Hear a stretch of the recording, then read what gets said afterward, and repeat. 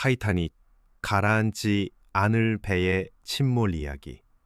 1912년 4월 인간 기술의 경이로움이 대서양을 가로질러 출항합니다. 당시 가장 크고 가장 호화로운 배 타이타닉은 꿈과 부, 희망을 실었습니다. 하지만 며칠 뒤 그녀는 바다 밑에 잠기게 됩니다. 무슨 일이 있었던 걸까요? 운명이었을까요? 오만함이었을까요?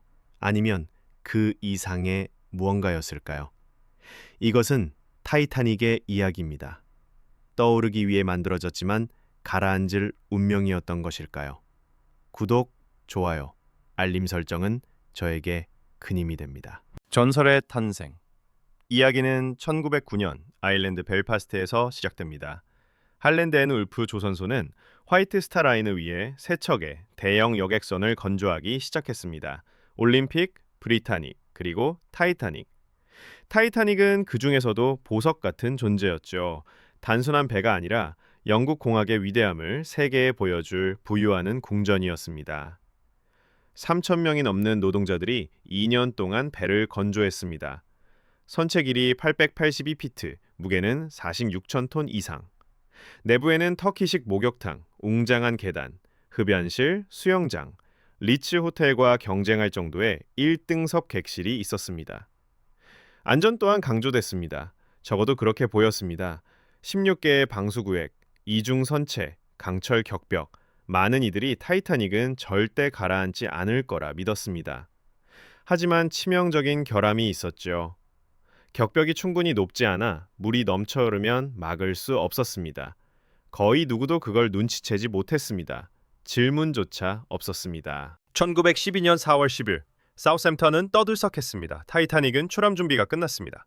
40년 경력의 에드워드 스미스 선장이 지휘를 맡았습니다. 2,200명이 넘는 승객과 승무원이 승선했습니다. 그 중에는 억만장자, 예술가, 이민자, 새로운 삶을 향한 가족들도 있었습니다. 출항 직후 이상한 일이 벌어졌습니다. 타이타닉의 거대한 크기로 인해 인근에 정박 중이던 SS 뉴요코가 계류줄에서 풀려나 거의 충돌할 뻔했습니다. 불길한 징조였을까요? 대부분은 대수롭지 않게 여겼습니다. 타이타닉은 프랑스 셰르부르, 아일랜드 퀸스타운에 잠시 정박한 뒤 대서양을 향해 출항했습니다. 분위기는 축제 같았고 식사는 호화로웠습니다. 모두가 믿었습니다. 이 배는 멈출 수 없다고. 3장 선상생활. 1등석에 탄 사람들에게 타이타닉은 천국이었습니다. 고급 식사, 생음악, 산책용 갑판. 승객들은 굴과 오리구이, 프랑스식 디저트를 먹었습니다. 신사들은 라운지에서 시가를 피우고 숙녀들은 티룸에서 차를 마셨죠. 3등석은 훨씬 소박했습니다. 좁은 복도, 다인실 침대, 제한된 접근구역. 하지만 그것마저도 많은 이들이 겪어온 삶보다는 나았죠.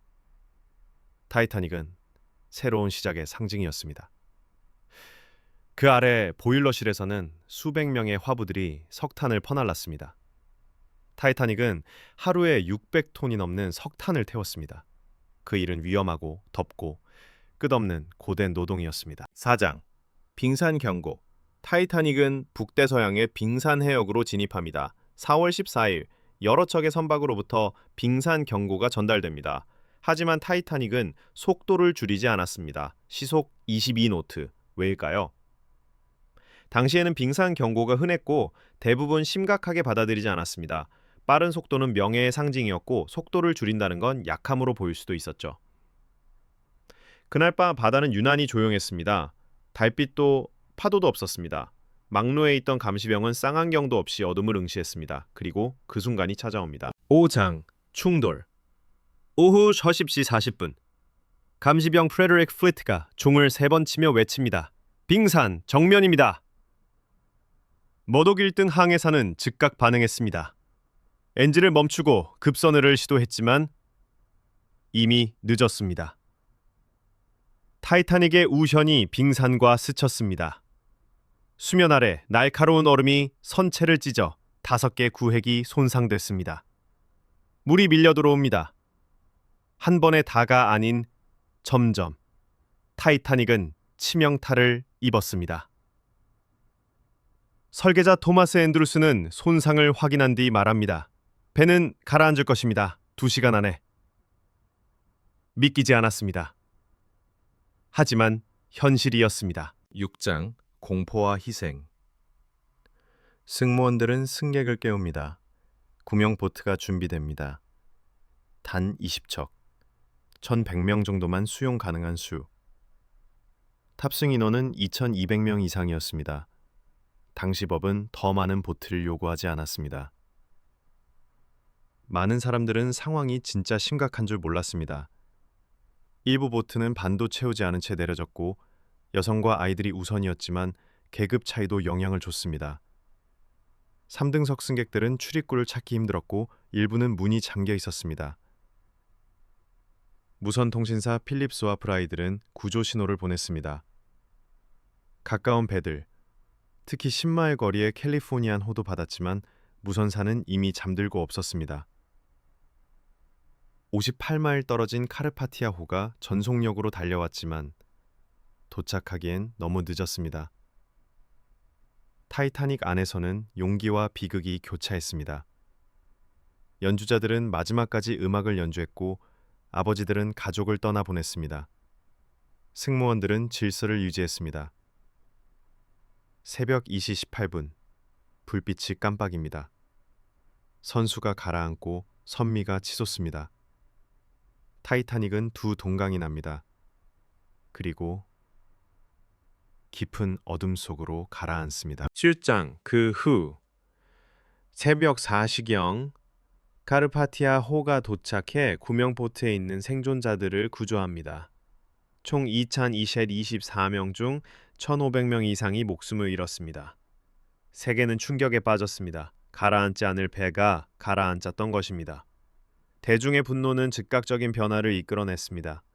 국제 빙산 순찰, 충분한 구명 보트 확보, 24시간 무선 통신 의무화. 타이타닉은 해양 안전의 전환점이 되었습니다. 그녀의 이야기는 세대를 넘어 회자되며 단순한 비극이 아닌 인간의 자만, 계급, 희생, 그리고 생명의 연약함을 비추는 거울이 되었습니다.